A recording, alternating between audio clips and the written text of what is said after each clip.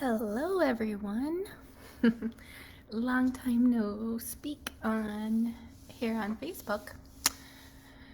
So there is a lot that has been happening over the last week or two or month or 3 months.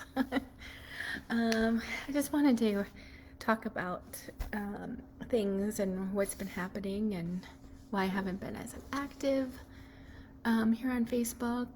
I've been doing lots of reels, but not much posts. It's just been hard for me to keep up with things now that it's just me doing everything, running social media and trying to do the documentary. So that's why I've been focusing on the YouTube channel and doing smaller videos because I can do those small videos, but the big documentary series, that was Annie. That was all Annie doing everything. So I still need to find a editor.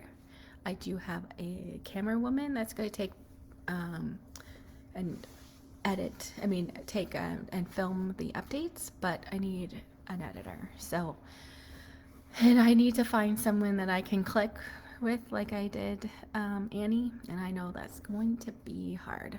So you guys gonna bear with me through this, and I want to thank everyone for being here. And if you are watching on YouTube, thank you for coming. We just hit 10 subscribers. 10,000 subscribers on YouTube. So I'm pretty excited about that.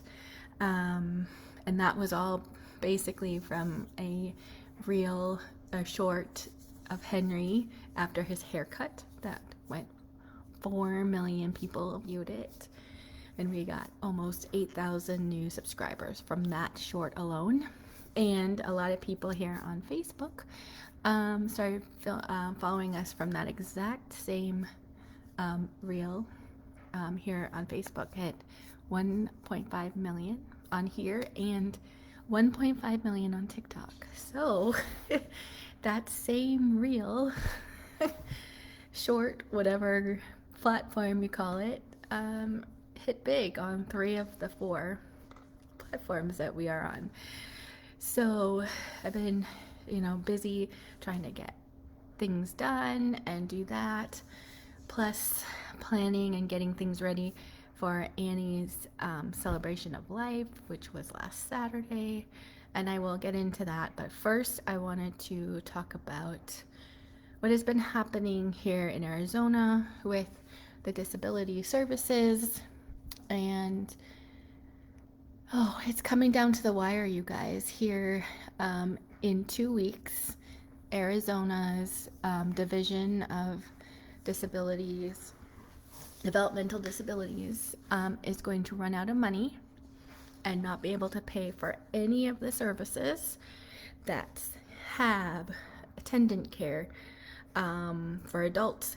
It's housing, it's like the group homes, it's OT, speech, physical therapy, ABA, habilitation, whatever you want to say, whatever services that the kids get through DDD and long-term care, it's all they don't have the money to pay for the last 2 months of the year, which is May and June.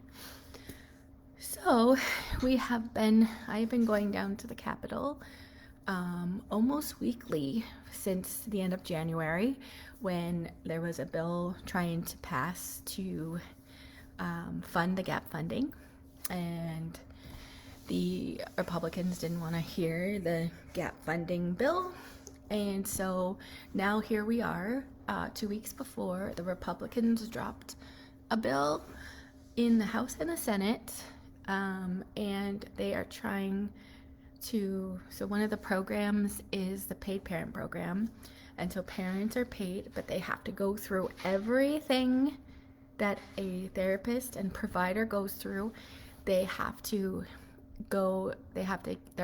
through a company. They take all the same things, fingerprints, courses, everything that a therapist or provider that comes, the parent goes through this. So this isn't just parents sitting around getting paid to like watch their kids. They actually do stuff, and they do their goals. They help them with whatever medical stuff they do. So Republicans want to drop it to 20 hours a week. The problem is that here in Arizona, there aren't enough providers, there are not enough therapists, there are not enough anything. We've had a drought of providers for years. I think we've been doing this for 10 years. We've been in the DDD, and we have trouble finding providers. We've been having trouble finding providers since day one. So, once the paid parent program came in COVID, it was started during COVID for 18 and under. So if your child is over 18, the parent can be paid, can already do that. That's been a long time. So this has to do with kids that are under 18. So COVID, providers, therapists did not want to come into the house. So the federal government let the state start the paid parent program. So it was funded by the federal government during COVID, and that was great. Lots of people did that, because I was lucky that therapists did come to our house, but a lot of therapists didn't want to go to the house. So fast forward to 2023, Governor Hobbs put it in to be legal, full stop. But they did it proper ways, made the waivers, did it everything legally through the state. And so now we're now in the end of the fiscal year of 2025, and paid parent program, there's a lot of kids getting diagnosed, a lot of kids in DDD, lots of people in the paid parent program. A lot of kids are finally getting the services that they need because the parent is the provider. The parent is never going to call in sick. The parent is never going to not show up, because let me tell you, there's a lot of therapists that just ghost you, or especially at the beginning, we're having a hard time finding a respite provider. Steve and I have not gone on a date in over a year, just a date night. I go out with friends and Steve goes out with friends, but we haven't gone out together. We are lucky that my parents come down, or we take Henry up to Sedona, so we have a couple days where they watch Henry for us. But if it wasn't for that, we wouldn't have any alone time. Wouldn't have a date night or anything like that. So it's hard to find people. So fast forward to yesterday, and the House and the state dropped bills last week that cut the paid parent program down to 20 hours a week. And they also put it in there that the legislature were able to, and this is for DDD only, I think, for Medicaid, for Arizona's Medicaid, that they are able to, and that if there's any more waivers or any changes to the waivers, it has to go through the legislature first, and they have to approve it. Well, that is not good. They already have shown us that they don't really want to pay for these services. And hi Jen. Talking about the fun stuff that we're having in Arizona. So they already don't want to pay for these services. They keep blaming our Democratic Governor Hobbs that she's not, yes, that she's not coming to the table. So yesterday there was a big House and Senate both at the same time. So this is another thing. The House and the Senate dropped bills at the same time, and they had the meetings in the committee to introduce the bills into the committee, and then that's when some amendments could be, they could have some amendments to the bills. They did them at the same time, so then our community had to be split between the two houses, which are right across, but they're happening at the same time. So half of us went to the House and half of us went to the Senate. And I went to the House because I have been at the House for every meeting.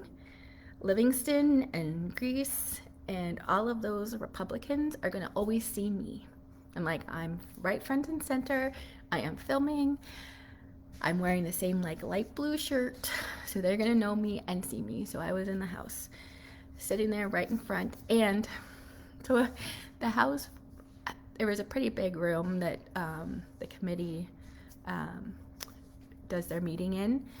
And conveniently, and it was packed. There was probably about 75 of us in the disability community that was sitting in the room.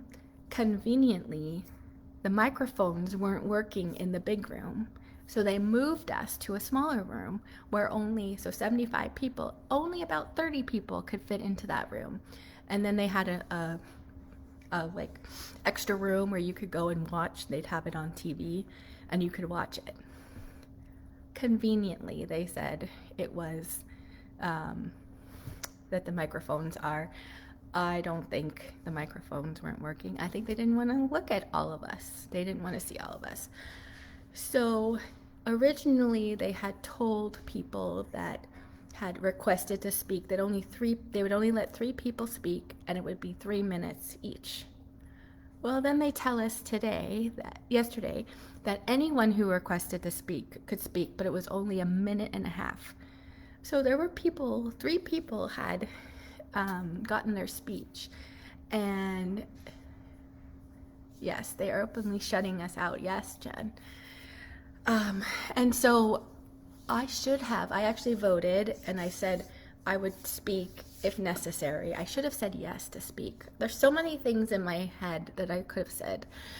Anyways, so there was about 26 people that were signed up, but the thing is that they told us only 3. So a lot of those people were in the Senate speaking instead of in the House.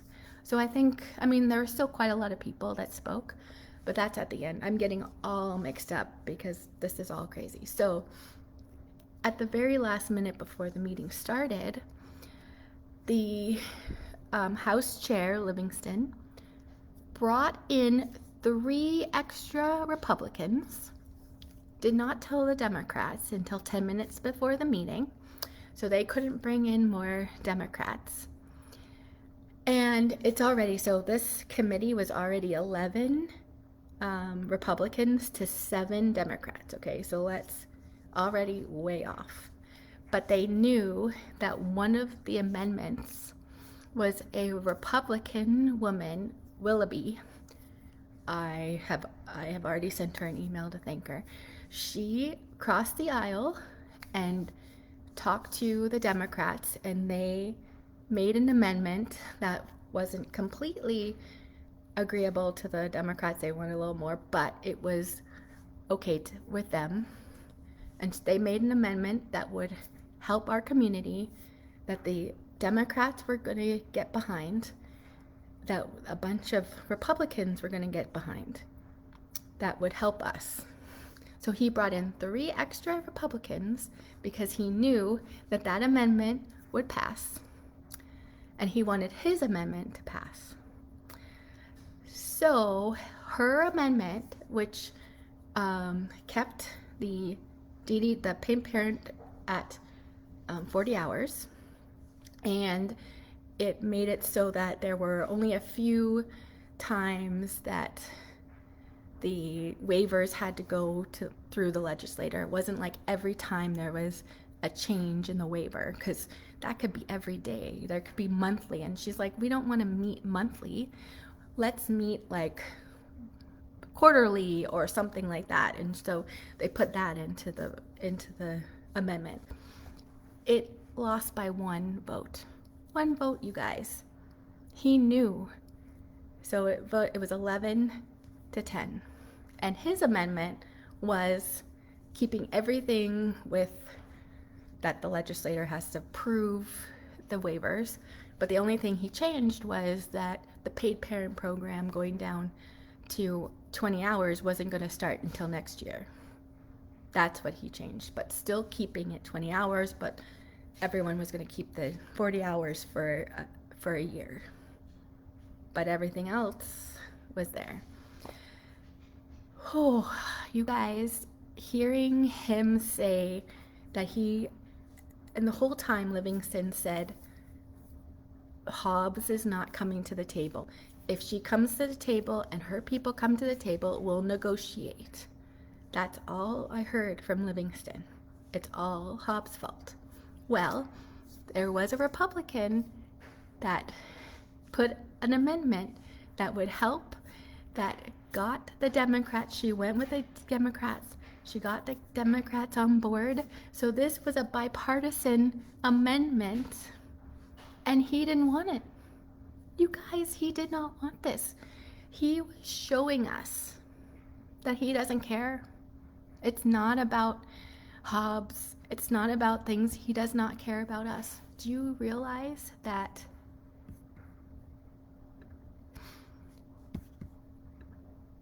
Do you guys realize that, oh my gosh, over 500 people voted against this bill and only 7 for this bill? And he did not listen.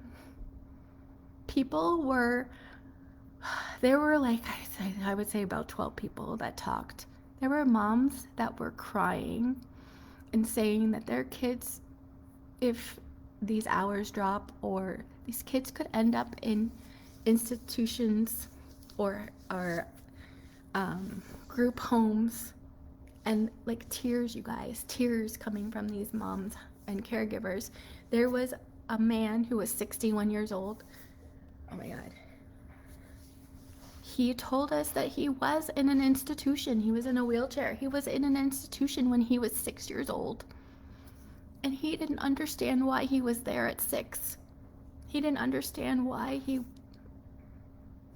That's back when Arizona doesn't have institutions anymore. They have group homes. But he didn't understand why he was there and why he wasn't with his family. It just broke my mama heart so much. I just, oh my God, this meeting was 4 hours, over 4 hours long.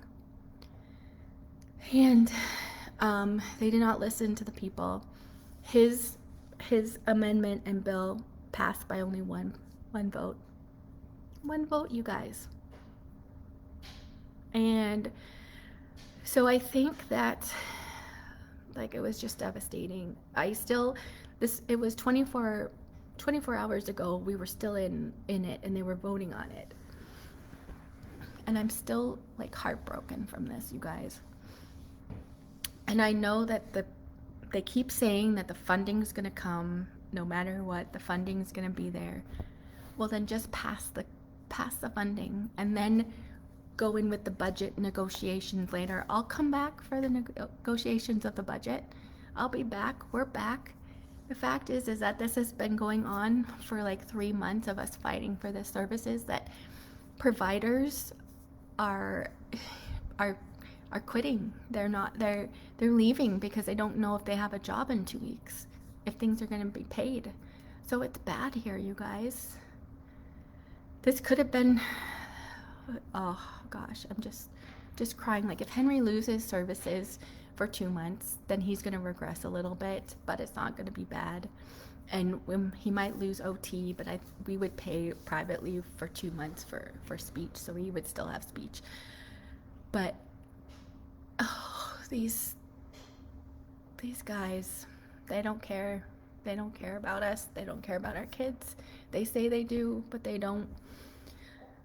So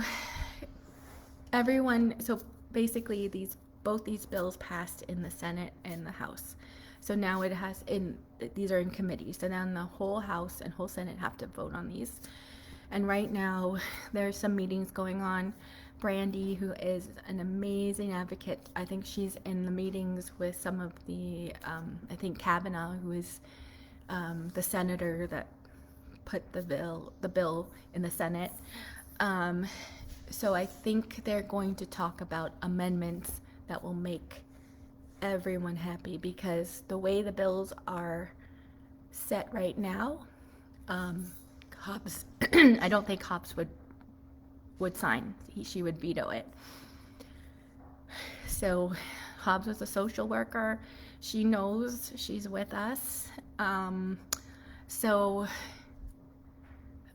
yeah, so that's where we're at. So I think right now they're organized, and I don't know politics, you guys. I'm new to this. I am new to this.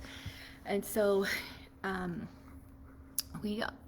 so that's what I think is happening right now. There's some meetings going behind the scenes, and then there might be some amendments tomorrow, but I think they're going to vote on it tomorrow.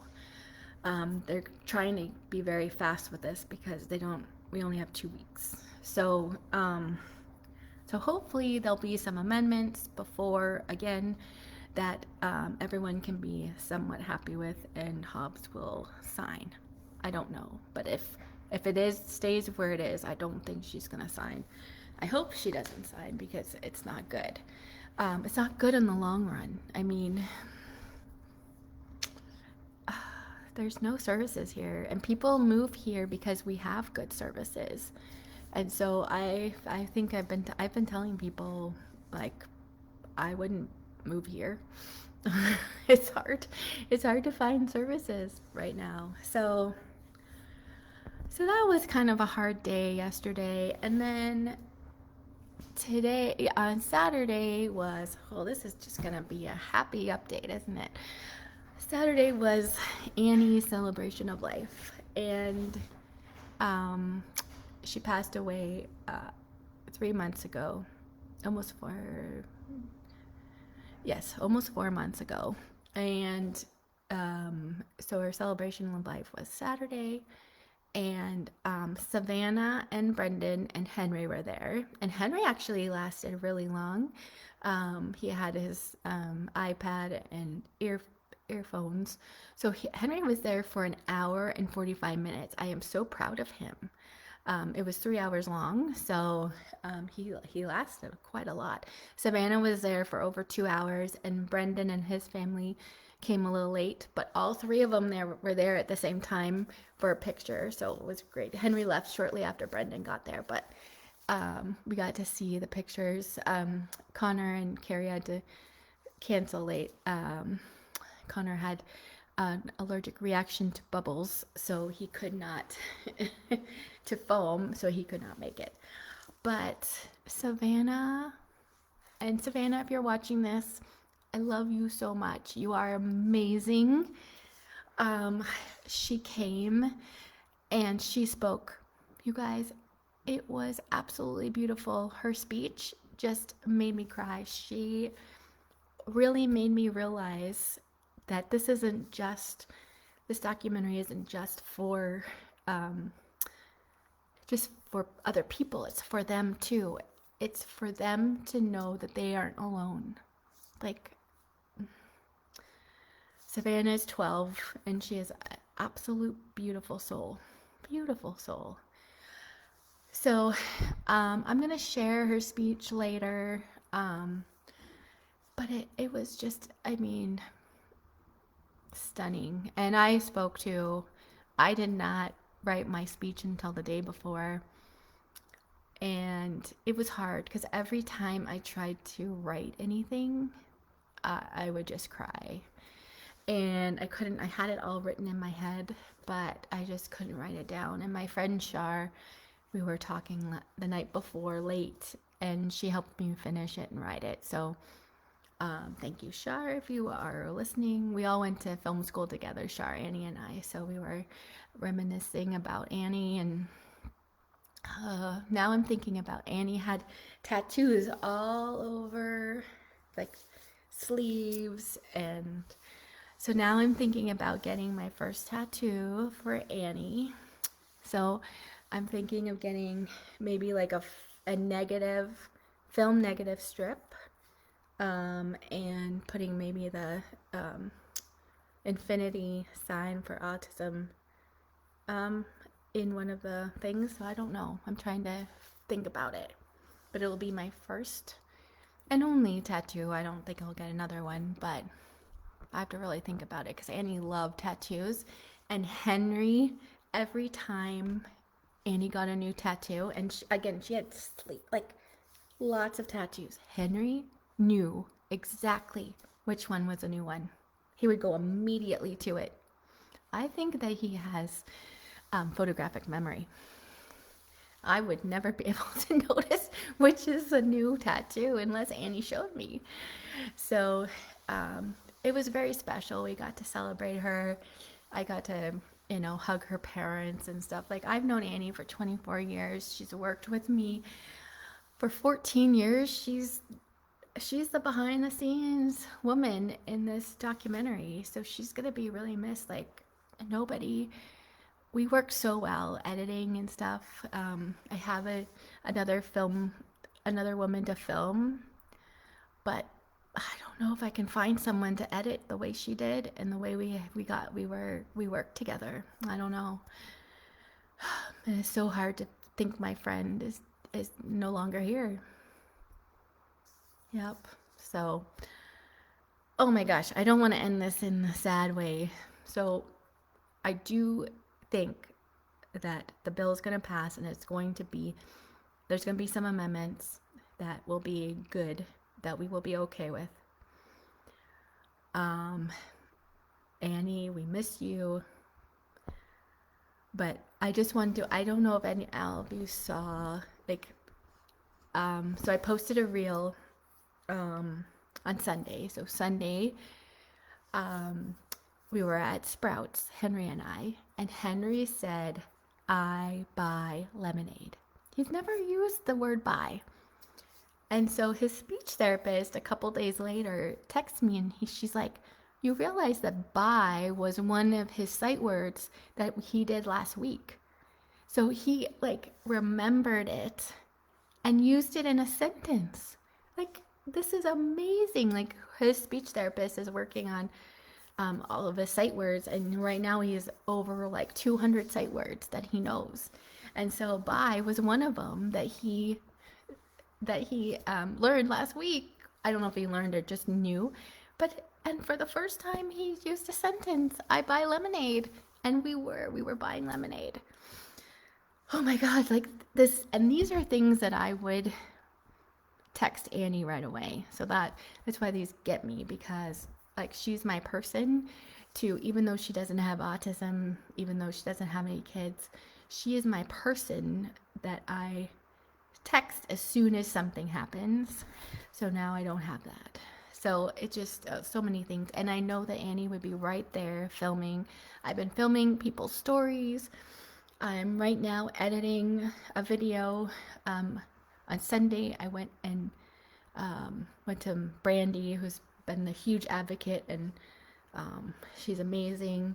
But her son, Tyson, is 10, and he has cerebral palsy and has all these medical stuff, cannot walk, can't really sit up by himself, uses a device, uses his eyes to communicate on a device. I did not see it when I was there, but she's gonna send me some video of him doing that. And but I interviewed her, met Tyson. Tyson gave us permission to film him, and he was super smiley and happy. And so I got to see kind of her day, because we wanted to show what the moms do, or parents do, I shouldn't say moms, what the parent caregivers do in a day for this paid parent program. And she was able to answer lots of questions. So I'm going to put this video together. Hopefully this weekend I can have it up so you guys can see and have an update on the bill. So maybe by that time we'll actually know if the bill passed or changed or anything like that. So this is my perspective of it. You can find out more stuff about the bill that's happening in Arizona, but this is just my update and how I'm feeling about it. Again, just me as Rachel, the director of autism of across the spectrum. So, but oh my goodness, my computer is telling me that it is dying. So I've got to go get off. Oh, You're welcome, Katie. Thank you for being here and watching. I want to do this. I want to advocate. I know that parents have been there before, and we have the therapy that we have because parents before us have done this. So that's why I want to do this for others, for Henry and his friends, for the kids in the documentary, for all of you guys, because I can, because Steve can get Henry, be here while I go out and do the advocating and being at the Capitol. You know, I'm working on documentaries, so this is good for me to film these and put them out so I can share people's stories. I feel like I'm helping by capturing people's stories and getting them out there. And I will put a clip. I do have if you guys missed it, I have a video that I put everyone's story in, and then I'm gonna I'll probably put chapters in there so you can like click different people's stories, because it's 45 minutes long. I don't expect people to watch 45 minutes, but if you want to click on people's stories, you guys can do that. And I just enjoy doing this, but it's just me doing it, so it takes me a little bit longer to film and edit. I am not fast at editing, so I'm trying to do this as quickly as possible. And also I am a mom, and yesterday just got me. It just hit me hard. So I had to take a break. But today I felt still sad, but felt better that I could actually talk about what happened. So thank you guys for being here. I can't believe I've talked for 30 minutes. But thank you guys for being here. If you guys have any questions about what's going on in Arizona, can you tell me if some things are happening in your state as well? I know that Idaho just kind of got cut their paid program because Arizona is trying to do what Idaho did. I know that Idaho's been in the news for what happened to that autistic boy who got shot. I posted about that. I am heartbroken. God, see, this is why parents don't want to leave their kids with anyone, because people we don't want to call the cops. We don't want other people to take care of our kids because we can't trust them when our kids are non-speaking. Like, oh, this stuff is like, oh, anyways. Thank you guys for being here. My computer is about to die, so I want to end this before it does. So thank you guys, and I will get an update soon. Thank you for being here.